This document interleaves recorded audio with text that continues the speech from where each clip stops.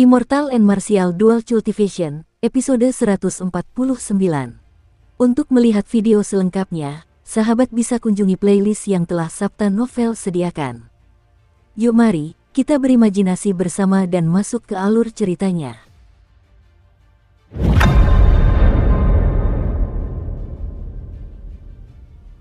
Serangan biasa saja bisa dengan mudah merobek ruang. Sapuan tombak itu tak bisa ditangkis.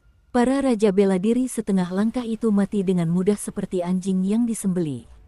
Masing-masing hanya membutuhkan satu tusukan untuk dikalahkan. Kehendak, Xiao Chen tiba-tiba merasa tercerahkan. Dia teringat apa yang dikatakan Long Tu. Ini adalah hasil dari kehendak. Ini seperti seorang saint bela diri yang telah memahami berbagai wujud. Mereka dapat dengan mudah membunuh seorang saint bela diri yang belum memahami suatu wujud. Bagi seorang raja bela diri, sebuah negara saja tidak lagi cukup untuk mengangkat dirinya ke posisi terdepan. Hanya kemauan tingkat tinggi yang memungkinkan perwujudan penuh kekuatan seorang raja bela diri.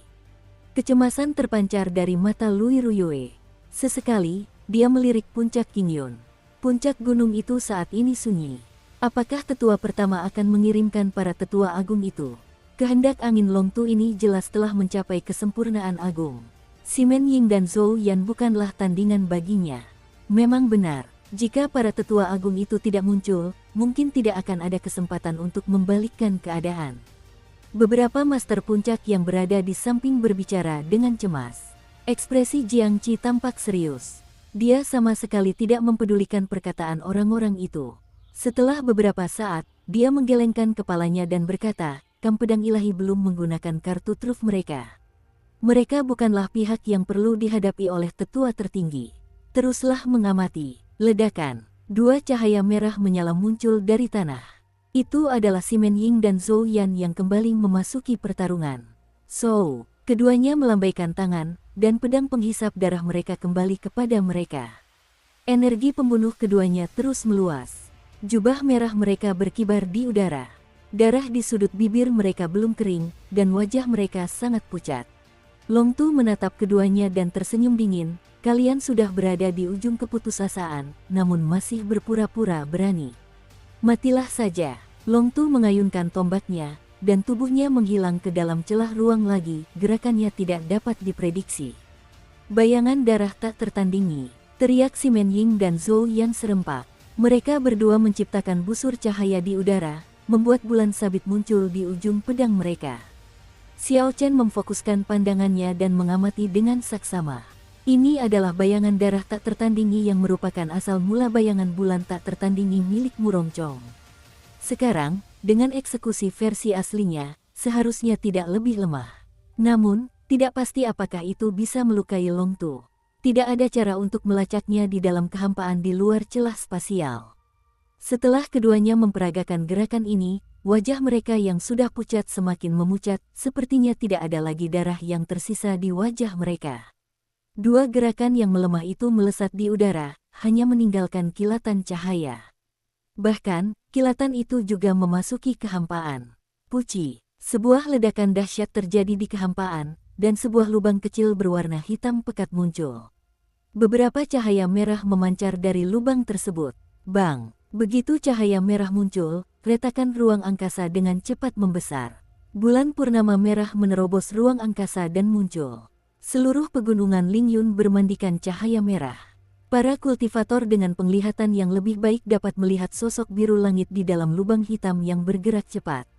Jika mereka melihat dengan saksama, mereka akan menemukan jejak darah di bibir sosok itu. Xiao Chen berseru kaget, bayangan darah tak tertandingi tidak hanya menghentikan serangan Long Tu, tetapi juga melukainya. Lubang hitam itu dengan cepat pulih. Begitu utuh kembali, cahaya ungu yang cemerlang dengan cepat muncul di langit, itu adalah Long Tu yang menerobos ruang angkasa dan muncul. Penglihatan Simen Ying dan Zhou Yan sangat tajam. Begitu cahaya ungu muncul, mereka membentuk segel tangan. Menggunakan persepsi mereka dengan cepat mengunci target pada lawan mereka. Saat Long Tu muncul, bulan purnama merah menyala di langit menghantamnya, membawa aura pembantaian yang mengerikan. Kecepatan bulan telah mencapai batasnya. Dimanapun ia lewat, ruang angkasa menjadi buram, menciptakan riak-riak. Bang! Long Tu tidak punya kesempatan untuk menghindar. Ia memasang ekspresi terkejut. Ujung tombaknya memancarkan cahaya, dan ia menerjang maju. Ia berpikir untuk menghancurkan bulan merah ini. Namun, kekuatan yang dibawa oleh bulan purnama ini terlalu besar. Keduanya telah kehabisan esensi mereka dan secara paksa memadatkan keadaan tersebut menjadi untaian kehendak yang menyatu di dalam bulan purnama. Teknik rahasia untuk secara paksa membangkitkan negara ini akan menimbulkan banyak reaksi negatif. Namun, ini bukanlah waktu untuk ragu-ragu. Kehendak angin yang sebelumnya berhasil ditebarkan oleh Long Tu tidak mampu menghalangi langkah ini. Gemuruh, sebuah lubang dalam segera muncul di kaki Gunung Qingyun. Awan debu besar beterbangan. Saat kekuatan besar itu menyebar, seluruh puncak Qingyun bergetar hebat. Orang dapat dengan mudah membayangkan betapa mengerikannya kekuatan yang mampu mengguncang seluruh puncak. Wajah Si Menying sangat pucat. Ia tak kuasa menahan diri untuk memuntahkan seteguk darah lagi. Ia mengabaikan luka-lukanya sendiri dan berkata dingin, "Bertindaklah, sekarang juga." Saat dia berbicara, 7 kapal perang merah tua di langit melepaskan pilar cahaya merah tua yang bergelombang. Pilar itu menyambung dengan awan merah tua di langit. Kartu andalan kubu pedang ilahi mungkin akan terungkap. Awan-awan merah tua yang tak terbatas itu berputar tanpa henti, menjadi semakin mencolok. Seolah-olah darah mengalir di langit. Dalam sekejap, pembantaian mengerikan menyebar ke seluruh pegunungan Lingyun, menanamkan rasa takut pada semua kultivator. Pada saat yang sama, di dalam provinsi Xie, semua ahli raja bela diri dari berbagai klan bangsawan merasakan aura yang bergelombang. Mereka memandang awan darah yang tak terbatas ke arah paviliun pedang surgawi, dan ekspresi mereka berubah. Apa yang terjadi? Formasi pembantaian darah surgawi yang mendalam dari kamp pedang ilahi telah diaktifkan.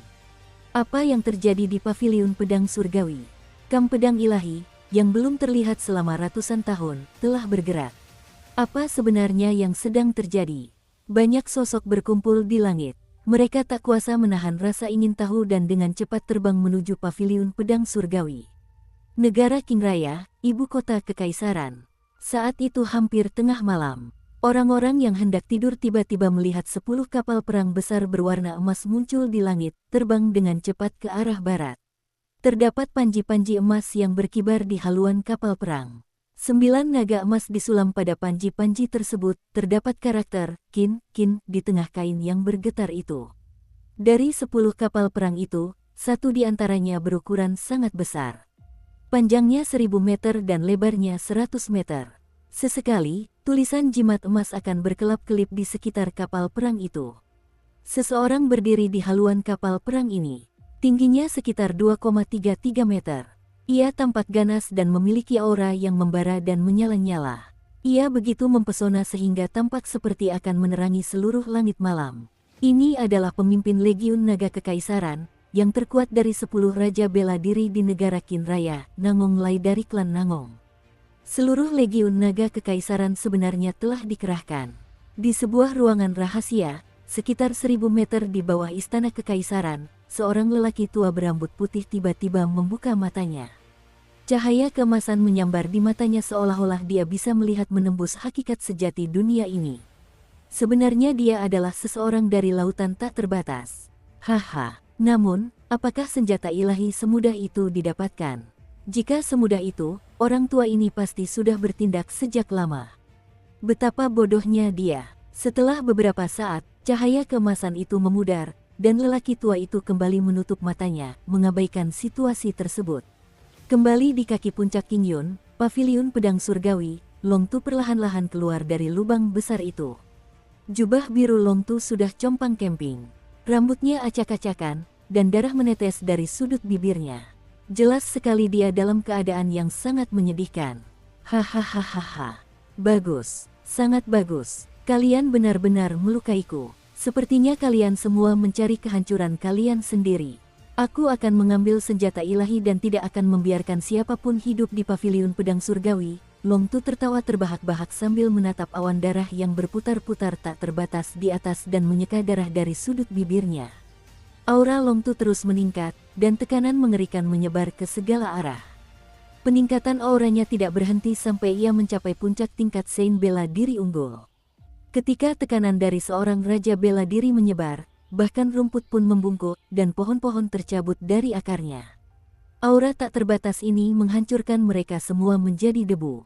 Sejumlah besar murid pedang surgawi muntah darah hingga seteguk penuh akibat tekanan mengerikan ini dan pingsan. Long Tu ini sebenarnya adalah seorang raja bela diri tingkat unggulan tingkat puncak. Ketika semua orang melihat ini, ekspresi mereka berubah. Ketika tetua pertama, Jiang Qi, melihat Long Tu melepaskan auranya, ekspresinya sedikit berubah. Dia tidak menyangka Long Tu adalah seorang raja bela diri tingkat unggulan tingkat puncak. Apa yang harus kita lakukan? Long Tu sebenarnya adalah raja bela diri tingkat unggulan puncak. Tetua pertama, cepat panggil tetua tertinggi untuk keluar. Jika tidak, paviliun pedang surgawi akan menderita terlalu banyak kerugian. Beberapa orang dari samping dengan cepat menimpali. Jiang Qi menatap jauh ke kejauhan dengan tatapan yang dalam. Ada banyak sekali ahli dari berbagai tempat yang mengamati dari kejauhan. Jiang Qi mengalihkan pandangannya dan menggelengkan kepalanya. Kita belum bisa. Mari kita bertahan sebentar lagi. Mari kita lihat apakah formasi pembantaian darah surgawi dapat menghentikannya. Tiba-tiba, awan darah tak terbatas di langit mulai bergerak. Setelah beberapa saat, awan darah itu membentuk wajah yang samar. Hanya setengah dari wajah itu yang muncul, setengah lainnya tetap tersembunyi di dalam awan. Sebuah tangan merah besar muncul. Tangan ini kira-kira sebesar gunung kecil. Setengahnya saja sudah lebih dari 1000 meter panjangnya. Tangan itu menghantam dengan keras ke arah Long Tu, yang kemudian melepaskan aura dahsyatnya. Ekspresi Long Tu berubah serius. Meskipun dia sangat arogan, dia bukanlah orang bodoh. Sebelum tangan besar itu mendarat, dia dengan cepat mundur. Bang! Ketika tangan merah itu menyentuh tanah, ia meninggalkan jejak tangan yang sangat besar. Garis luar kelima jari itu terlihat sangat jelas. Bagian terdalam dari garis luar itu memiliki kedalaman lebih dari 100 meter. Huci! Tangan merah menyala terangkat di depannya, mengejar Long Tu. Ia bergerak secepat kilat, berputar dan berbelok di udara. Bang! Tangan merah menyala itu dengan lembut menabrak puncak yang tandus, dan bagian atasnya langsung hancur menjadi debu. Serangan itu memiliki kekuatan yang sangat besar. Tak heran jika Long Tu tidak berani menghadapinya secara langsung. Sebaliknya, ia memilih untuk menghindar untuk saat ini. Tangan merah tua ini seperti tangan manusia. Gerakannya sangat cepat, tidak lebih lambat dari Long Tu, yang telah memahami keadaan angin. Selain itu, dengan ditekannya formasi pembantaian darah surgawi yang mendalam, aura jahat menyelimuti langit. Kecepatan Long Tu sedikit terpengaruh. Dia tidak bisa melepaskan diri dari kejaran tangan merah itu. Cahaya ungu menyambar ujung tombak, dan Long Tu merobek celah spasial. Tepat sebelum celah itu menutup, dia menyelinap masuk. Long Tu kini bersembunyi di kehampaan, semua jejaknya lenyap sepenuhnya dari langit malam. Wajah buram di awan darah itu sedikit mengerutkan kening dan meraung. Suara gemuruh itu terdengar seperti guntur. Ketika membuka mulutnya untuk bernapas, ia membentuk badai dahsyat di udara.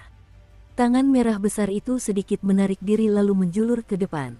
Pada saat itu juga, tangan itu merobek celah spasial, dan separuh lengannya bergerak ke dalam kehampaan. Bang! Bang! Bang! Dentuman keras terdengar dari retakan-retakan ruang angkasa. Gelombang kejut yang dahsyat merambat melalui kehampaan. Banyak retakan hitam muncul di ruang angkasa, meluas dengan cepat melalui udara. Long Tu membuka celah spasial dan dengan cepat muncul. Ekspresinya menjadi semakin serius. Jelas sekali dia tidak menyangka tangan berdarah ini akan begitu sulit untuk dihadapi. Begitu Long Tu keluar, dia merasa ada yang tidak beres. Saat dia menoleh, dia melihat sebuah tangan merah menyala menghantam ke arahnya. Sebenarnya itu adalah lengan kedua yang disembunyikan oleh raksasa merah itu. Lengan itu bergerak cepat dan langsung menangkap Long Tu. Saat tangan raksasa itu mencengkeram Long Tu, tangan itu membentur tanah dengan keras. Seluruh pegunungan Lingyun bergetar. Beberapa bangunan tua tidak mampu menahan kekuatan benturan dan runtuh. Retakan muncul di tanah, menyebar ke segala arah. Banyak puncak gunung langsung meledak, membentuk celah besar di tengahnya. Berhasil. Dia sudah tertangkap. Dengan kekuatan yang mengerikan seperti itu, seharusnya dia sudah hancur menjadi bubur daging, kata beberapa tetua dengan gembira. Jiang Qi menggelengkan kepalanya sedikit. Dia bisa merasakan aura lawannya. Aura itu tidak hanya tidak melemah, tetapi malah semakin kuat. Ayah! Tangan merah lainnya muncul dari kehampaan. Kedua tangan itu menghantam tanah. Kekuatan hantaman itu mampu menghancurkan sebuah gunung kecil menjadi debu. Jika digabungkan, bahkan jika lawan memiliki pertahanan yang tak tertembus, dia seharusnya sudah berubah menjadi bubur daging. Ledakan. Suara kedua tangan yang saling bertemu baru saja terdengar, dan suara yang lebih keras langsung menyusul. Rasanya seperti guntur yang tiba-tiba menggema dan mengguncang gendang telinga semua orang, bahkan organ dalam mereka pun tersentak. Cahaya merah menyala memenuhi langit. Bintik-bintik cahaya merah menyala jatuh seperti hujan dan tersebar di tanah. Sebuah kekuatan dahsyat menghancurkan kedua tangan merah menyala itu hingga terpisah. 9 naga banjir biru berputar mengelilingi Long Tu. Dia tersenyum dingin dan berkata, hanya sedikit kekuatan itu. Formasi pembantaian darah surgawi yang mendalam itu biasa-biasa saja. Haha, lihat saja nanti aku akan menghancurkan formasi itu. Jadi, Long Tu sebenarnya tidak melakukan gerakan apapun. Dia hanya menguji kekuatan tangan-tangan merah besar itu. Setelah mengetahui batas kekuatan mereka, dia tidak lagi merasa takut. Huci, tanpa campur tangan-tangan merah besar itu, Long Tu memulihkan kecepatannya. Dia begitu cepat sehingga mata tidak dapat bereaksi terhadapnya. Bagi seorang kultivator biasa, itu tampak seperti teleportasi. Saat tombak Long Tu bergerak, 9 naga banjir biru itu meraung. Dukung terus channel YouTube Sabta Novel. Long Tu dengan cepat menuju ke kapal perang berwarna merah tua. Cahaya merah tua turun dari langit dan menyelimuti kapal perang merah tua itu, menjadi cahaya merah tua yang pekat dan tampak padat. Hancurkan, teriak Long Tu, dan 9 naga banjir biru itu menyatu ke dalam tombak. Tombak ungu itu segera bersinar terang dengan cahaya yang cemerlang dan panas. Seperti matahari ungu di langit, sangat menyilaukan, tak seorang pun berani menatapnya langsung. Long Tu langsung menghilang, dan pilar cahaya merah tua yang tampak kokoh itu memiliki lubang besar. Pilar itu hancur berkeping-keping, dan kapal perang merah tua di dalamnya terbelah menjadi 2, jatuh ke tanah. Hancurkan, hancurkan, hancurkan, hancurkan, hancurkan, hancurkan, teriak Long Tu 6 kali, dan dia bergerak tak terduga di kehampaan. Tombak ungu yang gemerlap itu membawa kekuatan penghancur, dan terus-menerus menembus ke-7 kapal perang merah tua itu. Sehebat apapun dirimu, menggunakan formasi yang mendalam dan keterampilan misterius, bahkan jika ki pembunuhmu seluas samudera, aku hanya membutuhkan 1 serangan tombak, menggunakan kekuatan absolut untuk mengalahkanmu dalam penindasan. Ke-7 kapal perang merah tua telah hancur, dan awan merah tua yang tak terbatas di langit perlahan meredup. Raksasa merah tua itu mendesah dan perlahan menghilang. Hahaha. Beraninya paviliun pedang surgawi mengucapkan kata-kata omong kosong seperti itu, meremehkan istana naga ilahi padahal kau begitu lemah. Kemampuan apa lagi yang kau miliki, gunakan semuanya. Aku, Long Tu, akan menghancurkannya dengan 1 serangan tombak. Long Tu tertawa histeris setelah menghancurkan 7 kapal perang. Suaranya seperti guntur yang menggema di seluruh negeri. Semua orang di paviliun pedang surgawi dapat mendengar kata-kata kasarnya. Penghinaan seperti itu membuat darah para murid paviliun pedang surgawi mendidih. Sejak kapan mereka, sebagai salah satu dari 3 sekte besar, pernah dipermalukan seperti ini? Namun, betapapun marahnya mereka, jika mereka tidak memiliki kekuatan untuk mendukungnya, mereka hanya bisa merasa murung di dalam hati. Ketika formasi pembantaian darah surgawi yang mendalam hancur, formasi yang dibentuk oleh 100 elit kamp pedang ilahi yang mengelilingi 6 utusan bijak lainnya, segera menunjukkan kelemahan. Ke-6 murid itu memanfaatkan kesempatan tersebut dan menggunakan kekuatan untuk menerobos. Mereka segera berhasil menembus pengepungan 100 orang itu. Banyak dari murid-murid itu meninggal karena luka parah. Saudara pertama, apakah kau membutuhkan bantuan kami? Mari kita hancurkan paviliun pedang surgawi bersama-sama, tanya utusan bijak ke-7 dengan dingin dan tatapan meremehkan. Long Tu berkata dengan acuh tak acuh, tidak perlu. Kalian berenam saja yang mengambil senjata ilahi. Itu yang terpenting, aku bisa menangani ini sendirian. Keenamnya mengangguk dan segera menuju puncak Qingyun. Ketika para master puncak dan tetua lainnya melihat ini, mereka berkata dengan tergesa-gesa, tetua pertama, jika para tetua tertinggi masih tidak berbuat apa-apa, senjata ilahi akan direbut. Paviliun pedang surgawi akan binasa jika terus begini. Tetua pertama tampak tegas saat berkata, waktunya masih belum tiba. Musuh yang sebenarnya belum muncul. Ledakan. Dua sosok melayang ke langit. Mereka adalah Simen Ying dan Zhou Yan. Mereka bergegas sekali lagi dan menghalangi Long Tu, yang bersiap untuk menghancurkan aula utama di platform pengamatan langit. Sial, sial, sial. Keduanya tenggelam dalam cahaya merah, mata mereka berkilat merah menyala, dan kekuatan mereka meningkat secara eksplosif. Mereka memiliki teknik penghancuran diri surgawi tingkat rendah yang membakar energi kehidupan mereka. Tingkat pembantaian meningkat secara paksa menjadi keinginan untuk melakukan pembantaian. Kultivasi mereka juga meningkat secara eksplosif hingga mencapai puncak Raja Bela Diri tingkat menengah. Setelah keduanya bekerja sama, mereka berhasil memblokir serangan dahsyat Long Tu. Kau menggunakan metode yang tidak lazim, namun kau berani berkonflik dengan metode lazim.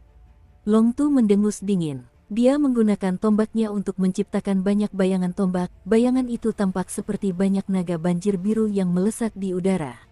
Meskipun keduanya telah menggunakan teknik penghancuran diri surgawi kecil, mereka hanya mampu bertahan dengan susah payah. Long Tu adalah Raja Bela Diri tingkat unggul puncak. Dia hanya selangkah lagi untuk menjadi bijak bela diri, dia terlalu kuat. Long Tu tak tertandingi di bawah para petapa bela diri, tak seorang pun bisa mengalahkannya. Keenam utusan bijak berjubah biru itu mendarat dengan mantap di puncak Qingyun. Liu Tianyu duduk bersila di atas batu di puncak gunung. Wajahnya yang sudah tua penuh dengan kerutan. Ketika ia merasakan 6 orang itu mendarat, ia sedikit membuka matanya. Tatapannya tenang seperti seorang lelaki tua yang bijaksana. Sebuah kotak kayu berdiri tegak dan tenang di sisinya. Kata-kata, seperti kaisar yang datang secara pribadi, terukir di kotak kayu tersebut. Utusan bijak ketujuh mengumpat, "Pah, kukira aku bertanya-tanya siapa penjaga senjata ilahi itu, ternyata hanya sampah dengan roh bela diri yang hancur. Pak Tua, serahkan senjata ilahi itu. Tuan ketujuh ini tidak akan mempersulitmu. Aku akan segera mengantarmu pergi, tanpa menyakitimu. Kalau tidak, hehe. Catatan, mengusirmu berarti membunuhnya." Puci. Keempat papan kayu di sisi kotak kayu itu hancur berkeping-keping dan jatuh ke tanah. Senjata ilahi, pedang alam semesta surgawi, melayang tenang di udara. Liu Tianyu mengulurkan tangannya dan meraih gagang pedang alam semesta surgawi. Cahaya terang muncul di matanya yang tenang. Auranya melambung dan memancarkan kecemerlangan yang tajam. Senjata ilahi telah dihunus, dan cahaya menyilaukan membutakan keenamnya saat cahaya pedang menyambar. Sebelum utusan bijak ketujuh selesai berbicara, luka berdarah muncul di lehernya, dan kepalanya terlepas. Dia bahkan tampaknya tidak menyadari bahwa dia telah mati, itu adalah kematian yang sama sekali tanpa rasa sakit. 6 lainnya sangat terkejut. Ketika mereka melihat senjata ilahi yang terhunus, mereka panik dan melarikan diri untuk menyelamatkan nyawa mereka. Mereka semua ragu, bukankah Raja Naga telah memberitahu kita bahwa senjata ilahi tidak dapat dihunus sepenuhnya? Mengapa lelaki tua ini mampu menghunus senjata ilahi sepenuhnya? Ini benar-benar di luar dugaan mereka. Kekuatan senjata ilahi dapat dengan mudah mengalahkan seorang petapa bela diri. Mereka hanyalah Raja Bela Diri. Bagaimana mungkin mereka berani menantangnya? Karena itu, mereka menggunakan berbagai teknik untuk melarikan diri. Long Tu, yang saat ini menahan Simen Ying dan Zhou Yan, mengubah ekspresinya. Dia mendorong mundur keduanya dengan satu gerakan dan bergerak secepat kilat, menuju puncak Qingyun. Dalam sekejap mata, Long Tu tiba di puncak Qingyun. Ketika melihat senjata ilahi yang terhunus, kekaguman dan keraguan muncul di wajahnya. Siu, Liu Tianyu memperhatikan tanpa ekspresi saat Long Tu terbang mendekat. Dia dengan santai mengacungkan pedang semesta surgawi, dan pancaran energi pedang yang cemerlang melesat ke arahnya. Kemanapun ki pedang itu lewat, ia membelah ruang menjadi dua. Seolah-olah ruang itu adalah sepotong tahu, yang dibelah dua di tengahnya. Ekspresi Long Tu berubah total. Ini bukan lagi kekuatan yang bisa dia hadapi. Bahkan ketika dia menggunakan seluruh kekuatannya, dia hanya bisa merobek celah di ruang angkasa. Jika ruang angkasa diibaratkan batu, Long Tu hanya bisa memecahkan batu tersebut. Namun, lawannya bisa membelahnya dengan mulus. Pedang ilahi telah mengunci Long Tu dengan kuat di tempatnya, tidak ada cara baginya untuk menghindar. Cahaya cemerlang menyinari tombak ungu itu. Dia mengirimkan energi berbentuk setengah bulan dan menyatukannya dengan kekuatan angin. Langkah ini menciptakan banyak celah di ruang angkasa. Long Tu melakukan yang terbaik untuk memblokir langkah ini. Puci, tidak ada ledakan dahsyat atau gelombang energi yang menggelegar. Ki pedang yang membelah ruang dengan mudah menghancurkan serangan Long Tu yang bertenaga penuh. Pada saat kritis, liontin giok di dada Long Tu meledak dengan cahaya terang. Cahaya itu memancarkan perisai cahaya yang kokoh menyelimutinya. Bukan hal yang aneh jika seorang raja bela diri memiliki satu atau dua harta rahasia yang menyelamatkan nyawa. Bang! Perisai cahaya itu langsung hancur berkeping-keping, dan liontin giok di dada Long Tu pecah menjadi beberapa bagian. Darah menetes dari mulutnya saat dia terlempar mundur sejauh 1000 meter. Energi pedang tajam itu tidak berkurang kekuatannya setelah menghantam perisai. Ia hanya terus melayang ke cakrawala, ke langit yang jauh, sebelum menghilang sepenuhnya dari pandangan semua orang. Kakak pertama, apakah kau baik-baik saja? Tanya yang lain sambil menangkap Long Tu di udara. Utusan bijak ke-6 berkata, saudara pertama, haruskah kita tetap mengambil senjata ilahi? Saudara ke-7 telah meninggal. Perubahan situasi ini sungguh terlalu mendadak. Sebelumnya, ia menikmati kejayaan dan kesombongan, ingin menghancurkan seluruh paviliun pedang surgawi. Namun sekarang, orang ini dengan mudah mengalahkannya hanya dengan satu serangan, melukainya dengan parah. Kakak, kembali di puncak Qingyun, Liu Tianyu masih duduk bersila di atas batu. Dia tidak beranjak sedikit pun. Ekspresinya tenang, dan senjata ilahi itu kembali ke sarungnya. Tetua pertama Jiang Qi memasang ekspresi ragu. Dia tidak mengerti bagaimana Liu Tianyu bisa mengeluarkan senjata ilahi sepenuhnya. Ledakan.